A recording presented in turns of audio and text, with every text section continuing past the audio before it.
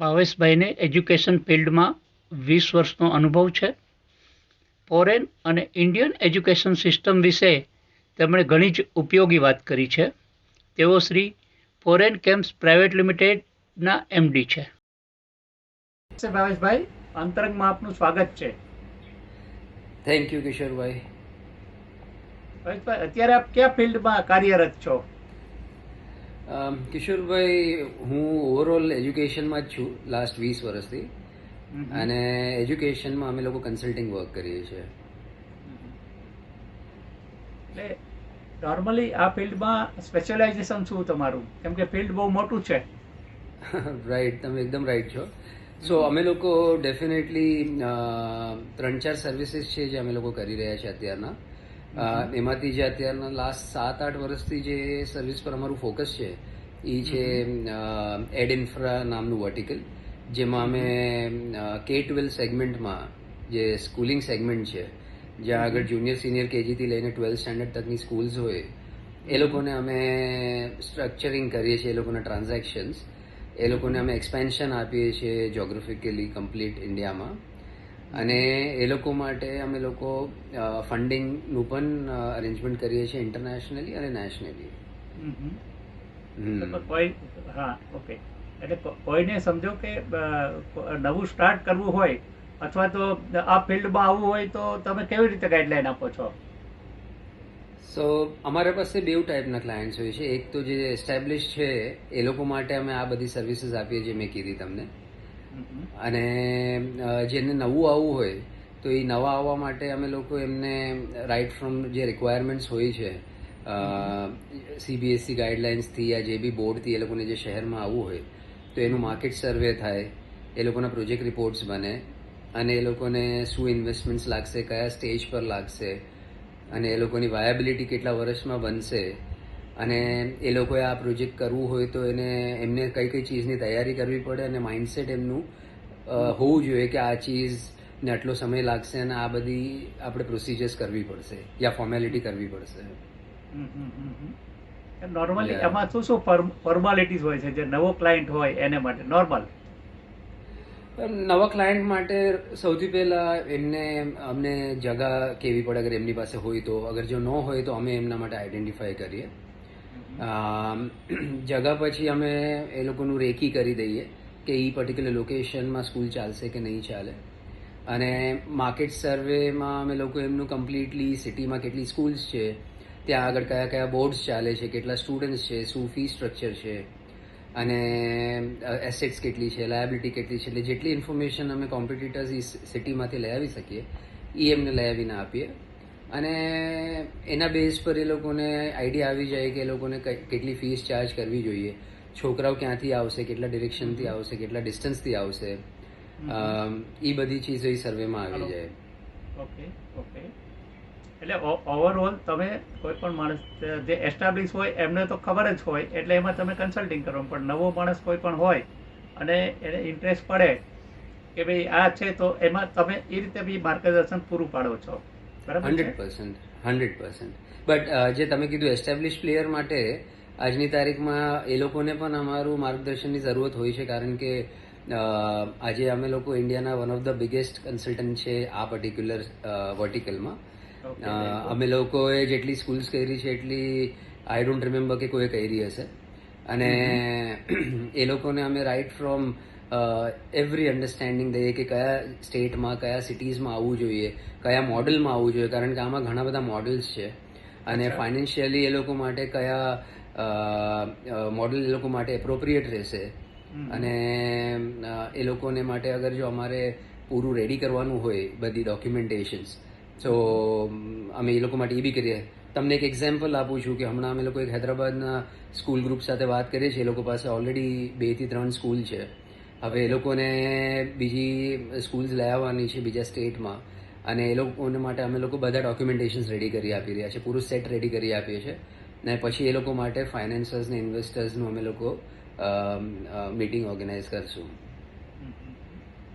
Normally પ્રોસિજરમાં કેટલો time જતો હોય છે જનરલી? એકચ્યુઅલી તમને હું એક આઈડિયા આપું તો, એટલે સિર્ફ આ ફાઇનલ ડિસિઝન લેવા માટે કે સ્કૂલ ચાલુ કરવા માટે. સ્કૂલ ચાલુ કરવા માટે તમારી મીટિંગની શરૂઆત થાય ને સ્કૂલ ચાલુ કરી શકે. આઈ થિંક મિનિમમ 1.5 થી 2 વર્ષ. અચ્છા, ઓકે. કારણ કે અગર અમે લોકો 3 મહિનામાં અગર જો ડિસિઝન પર આવીએ અને એના પછી બધી પ્રોસિજર્સ ચાલુ કરીએ અને પછી મેજરલી કન્સ્ટ્રક્શનમાં અને સેન્કશનિંગમાં અને અફિલિએશન ને પરમિશન્સમાં જે ટાઈમ લાગે એ ટાઈમ લાગે. સો ટોટલ આટલું ટાઈમ તો જશે જ જશે. બરાબર. પણ એ હાઈ સાઈડ 3 વર્ષ હોય પછી તો કોમ્પ્લિકેશન કે આવે તો થોડું ઘણું આગળ પાછળ થાય એ સ્વાભાવિક છે. અમુક પરમિશન ને બધું અમે લોકો મેક શ્યોર કરીએ કે ટાઈમલાઈન પર જ અમે લોકો એમને ડિલિવરી આપી દઈએ. અને દેર આર સર્ટન ટાઈમ્સ એવા પણ એક પોસિબલ હોય છે કે અમે બ્રાઉનફિલ્ડ પ્રોજેક્ટ્સ કહીએ કે જેમાં ઇન્ફ્રાસ્ટ્રક્ચર રેડી હોય યા પછી કોઈ જગા પર ટેક ઓવર્સ હોય. સો એ ટાઈપના પ્રોજેક્ટમાં ફટાફટ થઈ શકે છે. એટલે ઇમિડિયેટ આપણે ટેક ઓવર કરી લઈએ તો કામ ચાલુ થઈ શકે છે. બરાબર. એમાં પછી બીજી કોઈ જ્યાદા વધારે ઇસ્યુ નથી હોતા એટલા માટે. ના ના ના, ડેફિનેટલી નહીં. આ ફિલ્ડમાં નોર્મલી ઇન્ડિયામાંથી વધારે ઇન્ક્વાયરી આવતી હોય છે કે ફોરેનમાંથી? આપ તો ઘણા વર્ષોથી આ ફિલ્ડમાં છો એટલે આપને વધારે ખબર છે. ડેફિનેટલી આઈ થિંક તમારો આ ક્વેશ્ચન વેલિડ છે.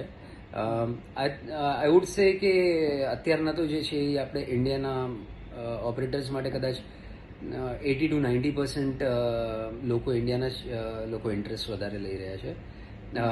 ઇન્ટરનેશનલી છે ઓપરેટર્સ ને પ્લેયર્સ જે લોકો અહીંયા આવી રહ્યા છે, એ લોકોને કામ કરવું છે, બટ એ એટલા પર્સન્ટેજમાં નથી જેટલું આપણી પાસે ઇન્ડિયાનું છે. એનું રીઝન બી છે કે આપણે ત્યાં આગળ નોન પ્રોફિટ ઓર્ગેનાઇઝેશન કરીને જ કામ કરવું પડે છે એજ્યુકેશનમાં. સો ટ્રસ્ટ કે સોસાયટી લઈને કરવું પડે છે. ફોર પ્રોફિટ કરીને તમે નથી કરી શકતા. કોઈ સ્ટેટ્સે અલાઉ કર્યું છે જેમાં તમે સેક્શન 8 કંપની કરીને ચાલુ કરી શકો છો. તો એ બધી ચીજો ઘણી ટાઈમ ઇન્ટરનેશનલ ઓપરેટર્સ હોય છે એ લોકોને નથી સમજમાં આવતી. બરાબર. ભાવેશભાઈ, આપણે ફોરેન અને ઇન્ડિયામાં એજ્યુકેશન સિસ્ટમમાં શું ફરક હોય છે તમારી દ્રષ્ટિએ? મેં પણ એડ્યુકેશન ઓસ્ટ્રેલિયાથી કર્યું છે એટલે મને આઈડિયા છે. અને જ્યારે આપણે સ્ટાર્ટ કર્યું હતું આ પ્રોફેશન મારું કંપનીનું ફોરેન કેમ્પસનું, એમાં અમે લોકોએ સૌથી પહેલું વર્ટિકલ હતું એ સ્ટુડન્ટ રિક્રુટમેન્ટનું જ હતું, જેમાં અમે અહીંયાથી સ્ટુડન્ટ્સને કાઉન્સિલ કરતા હતા અને એ લોકોનું એડમિશન અને વિઝા કરતા હતા, જે હવે તો હમણાં બંધ કરી રાખ્યું છે એ વર્ટિકલ. બટ મારી ડોટરને પણ મેં ઓવરસીઝ મોકલી છે. એટલે મારા હિસાબે જે ડિફરન્સ છે બંને કન્ટ્રીઝમાં, એટલે બંને સાઈડ ઇન્ડિયા હોય કે વેસ્ટર્ન કન્ટ્રીમાં, એડ્યુકેશન સિસ્ટમ સારું જ છે.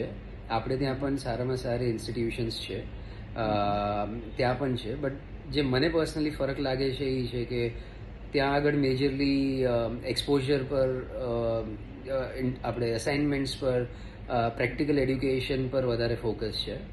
અને જે સ્ટુડન્ટ્સ જાય છે ત્યાં આગળ એ લોકોને એ ટાઈપની જે એડ્યુકેશન લઈ છે તો એમાં એ લોકોને, મને એવું પર્સનલી લાગે છે કે જે રિયલ લાઈફમાં એ લોકોને કામ આવશે એ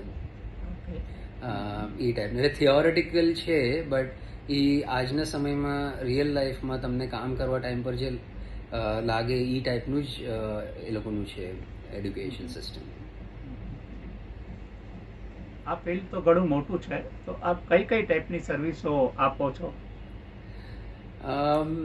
અમે લોકોએ જે સ્ટાર્ટ કર્યું હતું, મેં જે તમને કીધું એવી રીતના અમે સ્ટુડન્ટ રિક્રુટમેન્ટનું ચાલુ કર્યું હતું, પછી તો અમે એ બંધ કરી નાખ્યું. એના પછી અમે લોકો કમ્પ્લીટલી પ્રોજેક્ટ્સ પર આવી ગયા, એટલે સિર્ફ પ્રોજેક્ટ્સ લઈએ છીએ અને હરેક project by it self unique હોય છે.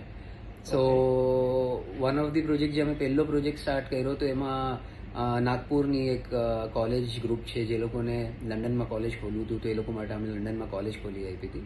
તો અમારું કન્સલ્ટિંગ વર્ક એના માટે હતું. પછી એક નાગપુરની જ એન્જિનિયરિંગ કોલેજને ઓસ્ટ્રેલિયાનું અમે ટાઈઅપ લઈને આપ્યું હતું. સો બેઝિકલી અગર એક વર્ટિકલનું હું તમને નામ કહું તો અહીંયાની ઇન્સ્ટિટ્યુશનને ત્યાં લઈ જવાનું ઓવરસીઝ, અને ઓવરસીઝની ઇન્સ્ટિટ્યુશનને અહીંયા લઈ આવવાનું. સો એમાં ચાલતા અમે લોકો હોટેલ મેનેજમેન્ટ કોલેજ ફ્રોમ સ્વિટ્ઝરલેન્ડથી અમે અહીંયા લઈ આવ્યા. અમે લોકો ફેશન ડિઝાઇનની કોલેજ ફ્રાન્સથી ઇન્ડિયામાં લઈને આવ્યા. સો આ ટાઈપના બધા પ્રોગ્રામ્સ ઇન્ડિયાથી ઓવરસીઝ ને ઓવરસીઝથી ઇન્ડિયા કરવાનું એક વર્ટિકલ છે. સેકન્ડલી એને જ લાગતું વળગતું પછી સ્ટુડન્ટ્સનું પાથવે પ્રોગ્રામ ને ટ્વિનિંગ પ્રોગ્રામનું હતું, જેમાં અમે લોકો one of the first partner હતા એ પ્રોજેક્ટમાં, જ્યાં સ્ટુડન્ટ્સ પાર્ટ એજ્યુકેશન અહીંયા કરે ને પાર્ટ ત્યાં કરે. સો એ ટાઈપના પ્રોગ્રામ્સ, એટલે એક વખત હોય છે કે ઇન્સ્ટિટ્યૂટ્સને આપણે લઈ આવીને કરીએ, અને આ બીજું જે છે એમાં અમે પ્રોગ્રામ્સને લોન્ચ કરીએ છીએ અને ઇન્ટ્રોડ્યુસ કરીએ છીએ. સો એ ટાઈપના પ્રોજેક્ટ્સ અમે કર્યા છે. અને જે તમને હમણાં રિસેન્ટલી કીધું કે રિસેન્ટલી જે અમારું 7-8 વર્ષથી ફોકસ છે એ purely mergers and acquisitions, sale cum lease back, outright sale, outright purchase, અને એ રિલેટેડ જે સ્કૂલ્સના જે એક્સપેન્શન પ્લાન્સ હોય, અને એને રિલેટેડ અમે લોકોએ હવે કોલેજ અને યુનિવર્સિટીઝનું બી ચાલુ કર્યું છે, જે ઇન્ડિયાની કોલેજ અને યુનિવર્સિટીઝમાં પણ એ લોકોને જેને પણ પોતાના ઇન્સ્ટિટ્યુશન્સનું એક્સપેન્શન કરવું હોય યા પછી એ લોકોને એનું કંઈ સ્ટ્રક્ચરિંગ કરવું હોય તો એનું અમે લોકો કામ એની સાથે જ એડ કર્યું છે. અને રિસેન્ટલી લાસ્ટ, એટલે એમ તમને કહું તો હમણાં થોડા મહિનાઓ પહેલાં અમે લોકોએ એક ઓર વર્ટિકલ ચાલુ કર્યું છે, જેમાં અમે ફોરેન પ્રોડક્ટ્સ અને સર્વિસીસને ઇન્ડિયામાં લઈ આવશું અને ઇન્ડિયન પ્રોડક્ટ અને સર્વિસીસને ફોરેન લઈ જશું. સો એ પર્ટિક્યુલર ચીઝમાં અમે એ વર્ટિકલનું નામ છે એડ લોન્ચર, અને એડ લોન્ચરની અંદરમાં બેઝિકલી અમે લોકો ત્યાંની જે પણ યુનિક પ્રોડક્ટ કે સર્વિસીસ હોય જે ઇન્ડિયામાં કદાચ યા તો ન હોય અને યા તો આ લેવલની બ્રાન્ડ ના હોય તો અમે એમને લઈને આવશું. સો રિસેન્ટલી અમે લોકો એક પબ્લિકેશન હાઉસ સાથે સાઇન કર્યું છે, તો વેરી સૂન અમે તમને ન્યૂઝ આપશું કે કઈ કંપની છે, અને એની સાથે અમે એક્સક્લુઝિવ પાર્ટનર ઇન્ડિયાના બન્યા છે. ઇન્ડિયાવાળાને ફોરેન એટલે થોડા વર્ષો પહેલાની વાત છે, બહુ મોટી ઇન્સ્ટિટ્યુશન અહીંની છે, અને 15,000 સ્ટુડન્ટો ત્યાં ભણે છે. એના ચેરમેન સાથે થોડા ટાઈમ પહેલા હું બેઠો હતો, થોડા વર્ષો પહેલા. એ લોકો બી કઈ અમેરિકામાં 100 એકર જમીન લઈ અને કંઈક મોટી ઇન્સ્ટિટ્યુશન ત્યાં સ્થાપવાના હતા.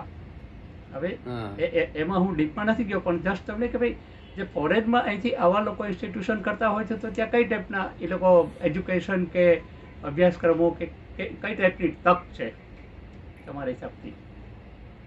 એટલે અહીંયા લોકોને ત્યાં જવા માટે કે ત્યાંના લોકો અહીંયા આવવા? એટલે I was just sitting, very big shot, અમે લોકો ફ્રેન્ડ હતા એટલે અમે બેઠા હતા એની સાથે, હું શેર કરું છું ખાલી. તો વાત થઈ અને એક આખું ફોરેનનું ડેલિગેશન બી બેઠો હતું એની સાથે, હું એની સાથે બેઠો હતો. પણ પછી એને વાત કરી કે અમે યુએસમાં 100 એકર જમીન લીધી છે અને અમે ત્યાં પણ એક એજ્યુકેશન આખું એક વિદ્યાપીઠ જેવું સ્થાપવા માંગીએ છીએ, અને અહીંની બહુ મોટી વેલ નોન ઇન્સ્ટિટ્યૂટ છે, નામ આપણે નહીં લઈએ, જસ્ટ સિમ્પલ એટલા માટે. તો કઈ ટાઈપના ત્યાં સ્કોપ છે આપના હિસાબથી? એટલે હું તમારો ક્વેશ્ચન નથી સમજી શકી રહ્યો.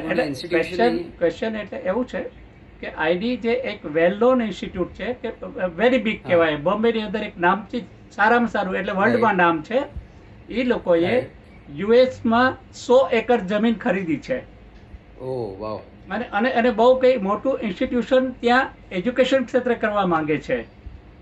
બરાબર. એટલે ત્યાં એક ડેલિગેશન આવ્યું હતું ફોરેનનું, અને મારે એમનો ઇન્ટરવ્યુ બી લેવો હતો, એટલે અમે લોકો બેઠા હતા. એટલે પછી એને વાત કરી કે ભાઈ અમે આમ કરીએ છીએ, એટલે જસ્ટ તમને આઈનો ને ત્યાંનો બી આઈડિયા છે, એટલે જસ્ટ કે ભાઈ તમને એમ કે ભાઈ ફોરેન અહીંથી જે લોકો ત્યાં ફોરેનમાં બી આ ટાઈપના એસ્ટાબ્લિશ કરવા માંગતા હોય તો એમાં કઈ ટાઈપના ત્યાં સ્કોપ અથવા તો કઈ ટાઈપના આ લોકો એજ્યુકેશન સિસ્ટમના સ્કોપ હોય છે?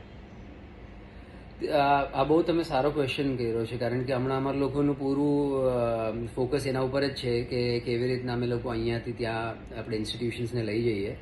કારણ કે કોવિડના ચાલતા અત્યારના ઘણી જગાઓ પર વર્લ્ડ વાઇડમાં ઇન્સ્ટિટ્યુશન્સ સારી સિચ્યુએશનમાં નથી, કારણ કે એ લોકોની મેક્સિમમ જે સ્ટુડન્ટ્સ જે આવે છે એ બધા ઇન્ટરનેશનલી આવે છે.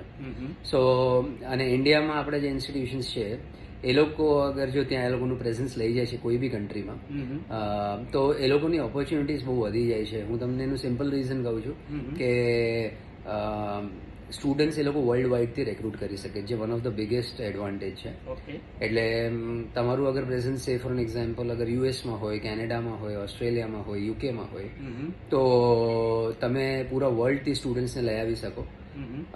ડોલર્સ અને પાઉન્ડમાં તમે ઇન્કમ જનરેટ કરી શકો છો. અને આઈ થિંક ક્રોસ કન્ટ્રીનું તમે એક્સપોઝર બી આપી શકો છો કે જેમ કે સ્ટુડન્ટ્સ થોડા સેમિસ્ટર્સ ત્યાં ભણે છે અને એકાદું સેમિસ્ટર અગર ઇન્ડિયાની એક્સપોઝર માટે કોઈને જવું હોય તો અમે અમારી ઇન્ડિયામાં ઇન્સ્ટિટ્યુશનમાં બી મોકલી શકીએ છીએ. તો આઈ થિંક બહુ સારા ટ્રાન્ઝેક્શન્સ હમણાં અવેલેબલ છે, અમે લોકો કરી રહ્યા છે. હમણાં આપણી પાસે તમારા ઇન્ફોર્મેશન માટે કહું છું કે ગુજરાતની જ એક ઇન્સ્ટિટ્યૂટ છે જે લોકોએ અમને રિક્વાયરમેન્ટ આપી છે કે એ લોકોને ઓસ્ટ્રેલિયામાં અને યુકેમાં ખરીદવું છે, જેના માટે અમારી કંપની કામ કરી રહી છે અત્યારના. અને એટ ધ સેમ ટાઈમ આપણી પાસે કેનેડામાં એજ્યુકેશનલ ઇન્સ્ટિટ્યૂટ અને ગ્રુપ વેચાવા એવું છે જે લોકોને અમે લોકો ઇન્ડિયન બાયર્સ ગોતી રહ્યા છે કે જે લોકોને એ ખરીદવું હોય ઓર્ગેનાઇઝેશન. સો મેં જે તમને કીધું મર્જર્સ એન્ડ એક્વિઝિશન્સનું, આ અમારું હવે ઇન્ટરનેશનલ લેવલ પર અમારા લોકોને કામ કરવું છે, જેના માટે અત્યારના ઓલરેડી અમે લોકો એના પર વર્કિંગ ચાલુ છે અને વેરી સુન ઈ પણ પબ્લિકલી બહાર આવી જશે સર્વિસીસ અમારી. એટલે સ્કોપ ઘણો છે તમારા હિસાબથી, અગર સારા ઇન્વેસ્ટર હોય અને 100% એક્સપિરિયન્સ વાળા લોકો હોય કે જ્યારે કોઈ એજ્યુકેશન, તો એ લોકો માટે બી સ્કોપ ઘણો સારો છે ઇન શોર્ટ આપણા હિસાબથી. ઓકે, 100% એમાં કોઈ ડાઉટ નથી. પરેશભાઈ, તમે 20 વર્ષમાં ઘણી પ્રગતિ કરી છે, તો ભવિષ્યમાં તમે આગળ કેવી રીતે, તમારું શું પ્લાન છે ભવિષ્ય માટે? અત્યારના અમે લોકો જે કરી રહ્યા છીએ ભગવાનની દયાથી, જે બી વર્ટિકલમાં હાથ નાખીએ છીએ એમાં અમે કાફી સમય આપીએ છીએ, કાફી મહેનત કરીને ધ્યાન રાખીએ છીએ કે એને આપણે સક્સેસફુલ કરીએ. અને હવે ભગવાનની દયાથી ઇન્ડસ્ટ્રીમાં, અમારું એજ્યુકેશન ઇન્ડસ્ટ્રીમાં નામ થઈ ગયું, જેના કારણે અમે લોકો કોઈ રિસ્ક ન લઈ શકીએ જેમાંથી અમારું એમનો ઇમ્પ્રેશન આવે કે આ લોકોએ આ ચાલુ કર્યું, કાલે આ બંધ કરી નાખ્યું. સો બહુ સોચી સમજીને અત્યારના અમારા જે આ પ્લાન્સ છે એ આગળ જતા એ અત્યારના અમારું એ રીતના ચાલી રહ્યું છે કે અમે આને આપણી કંપની અને આપણી સર્વિસીસને ઇન્ટરનેશનલી લઈ જઈએ. એટલે આપણું પ્રેઝન્સ બેઝિકલી અલગ અલગ કન્ટ્રીમાં આપણે પાર્ટનર કરીને કોઈની સાથે ચાલુ કરીએ, એ અમારું હવે નેક્સ્ટ સ્ટેપ છે. આજે કોવિડના કારણે એજ્યુકેશનમાં ભવિષ્યમાં શું શું ફેરફાર આવશે નજીકના ભવિષ્યમાં આપના હિસાબથી? હવે અત્યારના આઈ થિંક આપણે જે સ્ટેજ પર છે એમાં કાફી ઓપન અપ થઈ રહ્યું છે કમ્પ્લીટ એડ્યુકેશન ઇન્ડસ્ટ્રી બી અને ઇવન ઇન્ટરનેશનલ કન્ટ્રીઝ. જેમ કે મારા ધ્યાનમાં છે કે હમણાં યુએસએ અલાઉ કર્યું છે સ્ટુડન્ટ્સને આવવા માટે, ઇન્ટરનેશનલ સ્ટુડન્ટ્સ ઇનફેક્ટ ઇવન ઇન્ડિયાથી આવી રહ્યા છે ત્યાં આગળ. કેનેડાએ ચાલુ કરી નાખ્યું છે. કન્ટ્રીઝ લાઈક ઓસ્ટ્રેલિયા અત્યારના થોડું હોલ્ડ પર છે, પણ બાકી યુકે બી ચાલુ કર્યું છે. સો કોવિડના ચાલતા એ લોકોના પર્સન્ટેજ હવે ધીરે ધીરે વધી રહ્યા છે. સો અગર ફેરફારની વાત કરું તો ઓફકોર્સ એવું નહીં થઈ શકે કે ઓનલાઈન એડ્યુકેશન ટેક ઓવર કરી નાખશે બ્રિક એન્ડ મોટરને. બ્રિક એન્ડ મોટર તો 100% રહેશે. ઓનલાઈન આવી રીતે થોડું પાર્ટ એન્ડ પાર્સલમાં ચાલ્યા રાખશે, ડિપેન્ડિંગ અપોન ક્યારે કોવિડનું શું ઇમ્પ્લિકેશન્સ છે અને ક્યારે કેટલું સિરિયસનેસ છે કઈ કન્ટ્રીમાં છે. જેમ કે આજે આપણને ખબર પડી, આપણે વાત કરીએ છીએ એવી રીતના કે ગઈકાલે ન્યુઝીલેન્ડ લોકડાઉન પર ગયું છે, ઓકલેન્ડ. સો હવે આવું કંઈ આવે એટલે ફરીથી ઓનલાઈન પર આ લોકો શિફ્ટ કરી શકશે. એટલે સિસ્ટમ મને એવું લાગે છે કે એવી રીતના રહેશે કે ઓફલાઈન ઓનલાઈનનું કોમ્બિનેશન ચાલશે, બટ બેઝિકલી ઓફલાઈનનું વધારે પર્સન્ટેજ રહેશે, ઓનલાઈનનું થોડું ઓછું રહેશે. આ છે એડ્યુકેશન ઇમ્પાર્ટિંગ માટે. બટ ટેક ઓવર્સ અને એક્વિઝિશન્સ ને મર્જર્સ અને નવું પ્રોજેક્ટ ચાલુ કરવાનો આ રાઈટ ટાઈમ છે. જેની પાસે ફંડ્સ છે અને જેની પાસે હોલ્ડિંગ કેપેસિટી છે, તો આ ટાઈમ પર એમને બહુ સારા ટ્રાન્ઝેક્શન્સ અને બહુ સારું વેલ્યુડ ઇન્સ્ટિટ્યુશન્સ મળી રહ્યું છે. તો અગર ઈ વિઝનવાળા જે લોકો છે એ લોકો આગળ વધી રહ્યા છે, જે લોકો વેઇટ એન્ડ વોચ કરવા માંગે છે તો એ લોકો પાછળથી આવશે, એવું થશે. બટ એક ચીઝ કિશોરભાઈ, તમે માનશો આ વાત પાક્કી છે કે તમે આજથી 20 વર્ષ પહેલા, 30 વર્ષ પહેલા કે 50 વર્ષ પહેલાથી તમે જોશો હિસ્ટ્રી, તો એજ્યુકેશન એક જનરેશન ટુ જનરેશન ચાલવાવાળી ચીઝ છે. એજ્યુકેશનનું કોઈ રિપ્લેસમેન્ટ નથી અને એજ્યુકેશનની નીડ હર ફેમિલીને, હર છોકરાઓ માટે છે ને પેરેન્ટ્સ એના છોકરાઓને એડ્યુકેશન માટે ફર્સ્ટ પ્રાયોરિટી રાખે છે અને કયા બી એક્સટેન્ટ તક એ લોકો જઈ શકે છે. સો આઈ થિંક આમાં કંઈ ધોકો નથી આ ફિલ્ડમાં, અને આમાં કોઈનું ઇન્વેસ્ટમેન્ટ કે કોઈનું ફ્યુચર ડૂબશે નહીં. એટલે education is something which I think હું મારા એક્સપિરિયન્સથી કહી શકું છું કે જેને બી અગર આ ફિલ્ડમાં ઇન્ટરેસ્ટ હોય અને અગર એમાં આગળ વધવું હોય તો આ ટાઈમ છે ઇન્ડિયાનો. આવવાલો 10 થી 15 વર્ષ ઇન્ડિયામાં બેસ્ટ ટાઈમ આવશે એડ્યુકેશનમાં. એવું કહેવાય છે કે નોલેજ ઇઝ પાવર. તમે એજ્યુકેશન ફિલ્ડમાં ઘણા વર્ષો થયા છે, તો એ વિશે શું આપનું મંતવ્ય છે? You are absolutely right. Education is power and it's knowledge. I think more and more અગર તમે સ્ટેટિસ્ટિક્સ જોશો તો આઈ હેવ ધ સ્ટેટિસ્ટિક્સ, અગર તમને જોઈતું હશે તો હું શેર કરીશ કે એક સ્ટેજમાં આપણે ત્યાં લિટરસી કેટલા પર્સન્ટેજ પર હતી 1947થી અને અત્યારના 2021માં આપણી લિટરસી કેટલા પર્સન્ટેજ પર જઈ રહી છે. સો આઈ થિંક ધીસ શોઝ કે હરેક ફેમિલી, હરેક કમ્યુનિટી, હરેક સ્ટેટ બધાને ખબર છે કે એડ્યુકેશન કેટલું ઇમ્પોર્ટન્ટ છે. અને તમારી પાસેથી ધન દોલત કોઈ લઈ જશે યા તમે કોઈ ચીઝમાં બિઝનેસમાં ઉપર નીચેમાં તમારું લોસ થઈ શકે છે, તમે ઝીરો પર આવી શકો છો, બટ એડ્યુકેશન હશે તો એટલી જિંદગીમાં આગળ વધી શકાશે, કામ કરી શકાશે. નોટ ઓનલી અબાઉટ અર્નિંગ અને લાઈફસ્ટાઈલ ને લિવિંગ માટે કહું છું, બટ ઇવન નોલેજથી ઇવન શું સારું છે, શું ખરાબ છે, જિંદગીમાં તમારે કયા ડિસિઝન્સ લેવા જોઈએ, કઈ રીતે લેવા જોઈએ, બધી ચીજ માટે education I am sure it's 100% important. અને that's the reason it is said that education is knowledge અને ઇટ્સ પાવરફુલ. હર્ષભાઈ, તમે જીવનમાં ઘણી પ્રગતિ કરી છે, તો સંઘર્ષો પણ આવ્યા હશે, એમના વિશે થોડું જણાવો લોકોને. હા, એ તો આઈ થિંક ઇનએવિટેબલ છે. કાંઈ પણ ચીઝ તમને ખબર છે કે ઇઝીલી અવેલેબલ નથી and there is no replacement for hard work. મને યાદ છે મારા ઇનિશિયલ સ્ટેજમાં મારી પાસે રિક્ષામાં પણ આવવા જવાના પૈસા નહોતા. મને ખબર છે કે મેં રેન્ટ પર ઓફિસ નાની સી લઈને 100 સ્ક્વેર ફીટથી ચાલુ કર્યું હતું અને હાર્ડલી 1 કે 2 સ્ટાફથી શરૂ કર્યું હતું મેં. But I think the message what I will give જે આપણા ઓડિયન્સને કે મને જે કહેવું છે એ છે કે પરસિસ્ટન્સ અને ડિટર્મિનેશન રાખીને અગર એક જ ચીઝ પર અગર કોઈ પણ લાગેલું રહી છે તો આઈ થિંક વેરી સૂન એમનો પણ ટાઈમ આવે છે, રિઝલ્ટ આવે જ છે.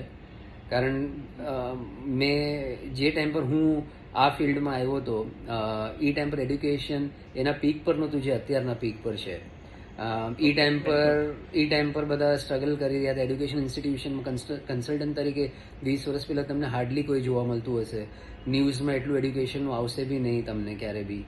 અને મેજરલી એ ટાઈમ પર અમારા ટાઈમ પર બધા યંગસ્ટર્સ જે બી હતા કોલેજથી પાસ આઉટ, એ લોકો યા તો એ લોકોના ફેમિલી બિઝનેસમાં જતા હતા યા એ લોકો સ્ટોક માર્કેટમાં જોબ કરવા જતા હતા કારણ કે હર્ષદ મહેતાનો ટાઈમ હતો, અને યા તો ડાયમંડ માર્કેટમાં જતા હતા.